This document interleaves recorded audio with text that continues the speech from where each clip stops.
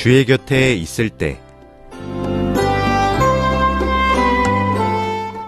주의 곁에 있을 때 이 시간에는 인천 영락교회 한은택 목사님께서 말씀 전해주십니다.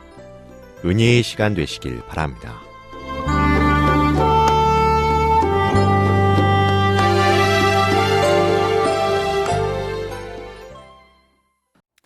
사랑하는 방송가족 여러분 안녕하십니까? 저는 인천시 주안동에 있는 인천 영락교회를 섬기는 한은택 목사라고 합니다.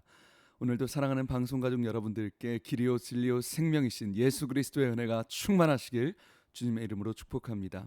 제가 어렸을 때 제일 황당했던 말 중에 하나가 이런 말이 있었습니다. 북어랑 한국인은 3일에 한 번씩 패야 말을 듣는다, 이런 말이 있었어요.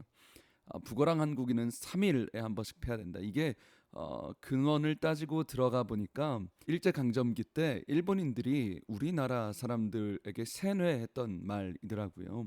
붕당 정치 같은 것도 마찬가지로 굉장히 민주적인 제도인데 그것을 편을 나눠서 맨날 싸운다 한국인들은 그렇게 세뇌를 시켰던 말이었습니다. 일본인들이 우리를 평가절하하는 그것을 40년 동안 통치를 받은 게 너무 길다 보니까 교묘하게 우리도 그 평가에 물들어서 우리 스스로가 한국인이랑 북어는 3일에 한 번씩 패야 된다, 이런 얘기를 하고 있는 거죠. 근데 여러분, 영적으로도 그렇습니다. 우리는 영적으로 사단의 거짓된 평가에 나도 모르게 물들어버리는 경우가 있습니다. 네 인생은 보잘것없다는 거죠. 패배자라는 겁니다. 하나님이라도 네 더러운 성질은 어쩔 수 없다는 거예요. 너는 죄에 찌들어버렸다는 거, 포기하라는 거예요. 이 어려움은 이길 수 없는 어려움이다. 네 자녀 어쩔 수 없다. 사탄이 우리를 정의해버리는 겁니다. 그런데 여러분, 이상하게도 이것과 완전히 반대되는 정의가 있습니다. 성경의 말씀이에요. 주님의 말씀입니다. 주님은 우리를 어떻게 정의하십니까? 내가 너를 지명하여 불렀나니 너는 내 것이다라는 것. 따라 너는 보배롭고 존귀한 자다라는 것입니다. 내가 너를 십자가에서 피 흘려 죽이기까지 사랑하였다는 것입니다. 여러분, 하나님의 정의와 사탄의 정의는 완전히 다릅니다. 근데 문제는 우리가 하나님의 정의가 아니라 성경의 정의가 아니라 사탄의 정의를 따라간다는 거죠. 맞아, 내 인생은 보잘것없어. 나는 패배자야. 아직까지도 취업도 경제도 가정도 이런 상황에서 나는 보잘것없는 사람이야. 사탄의 정의에 질질질 끌려간다는 거예요. 여러분, 바울의 내면에도 똑같은 것이 있었습니다. 우리가 알다시피 지금 우리야 바울에 대해서 위대한 사도란 평가를 하지만 사실 초대교회에선 바울에 대해서 깔아 뭉개는 사람들이 있었습니다. 바울의 권위를 깔아 뭉개는 사람들이 있었어요. 야, 바울은 원래 예수 믿는 사람들 핍박하는 사람이잖아. 야, 저 인간이 스테판 집사님 죽인 거 아니야. 저 바울은 율법도 지키지 않고 이방인들만 전도하잖아. 뭐 바울이 사도라고?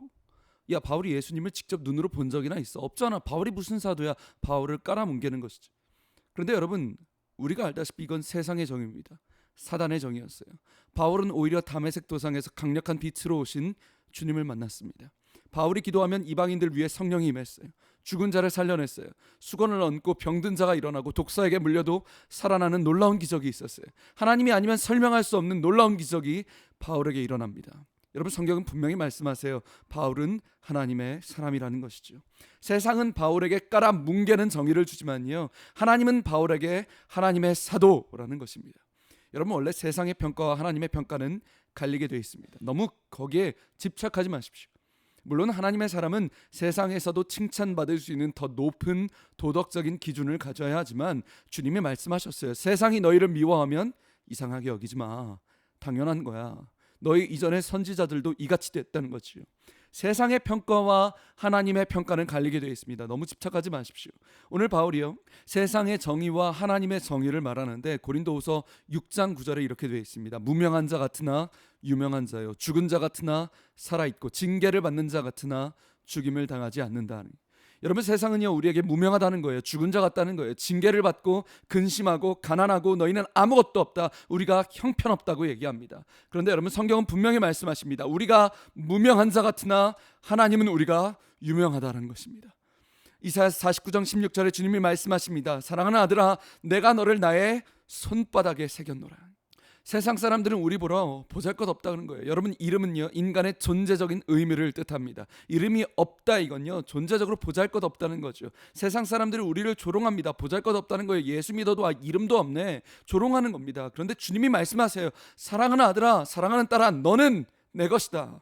내가 너를 보배롭고 존귀하게 여기노라. 주님 말씀하시는 거예요. 내가 너를 나의 손바닥에 새겼다는 것이죠. 또 9절 말씀에 보면 대적자들이 우리 보러 바울 보러 죽은 자 같다는 거예요. 여러분 얼마나 모욕적입니까? 죽은 자 같다. 아무것도 할 수 없는 시체 같다는 거예요. 근데 바울이 그래요. 얘들아 우리가 죽은 자 같으냐? 우리가 죽어서 아무것도 할 수 없는 시체 같다 보이냐? 그러나 똑똑히 보아라.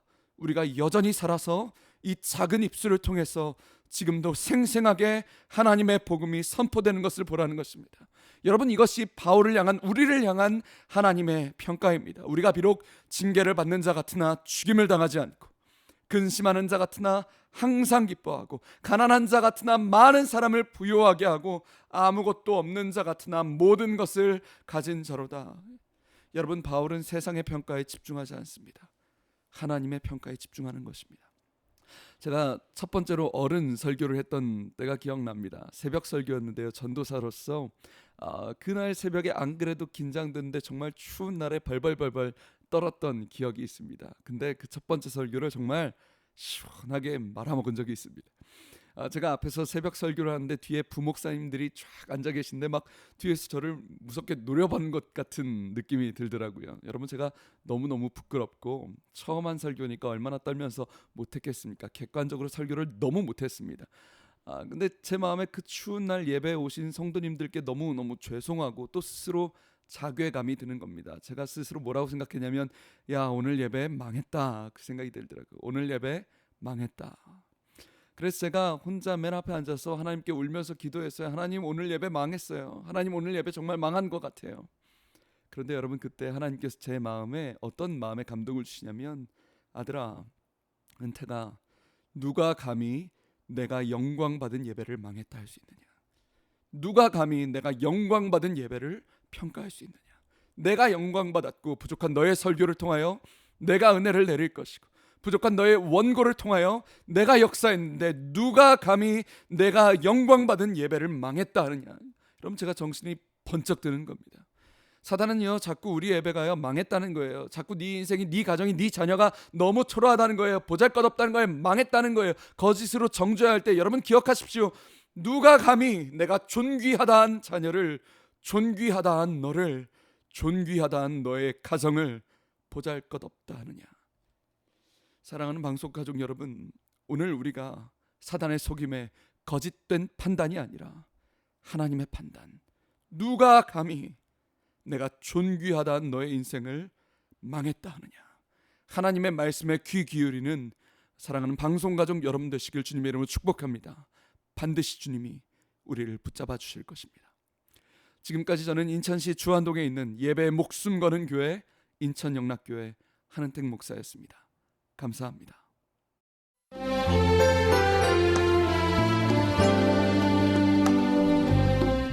주의 곁에 있을 때 지금까지 인천 영락교회 한은택 목사님께서 말씀 전해주셨습니다. 이 시간 방송 들으시고 신앙생활에 도움받기 원하시는 분은 지역번호 032-422국에 5206번 032-422-5206번 인천 영락교회로 연락주시기 바랍니다.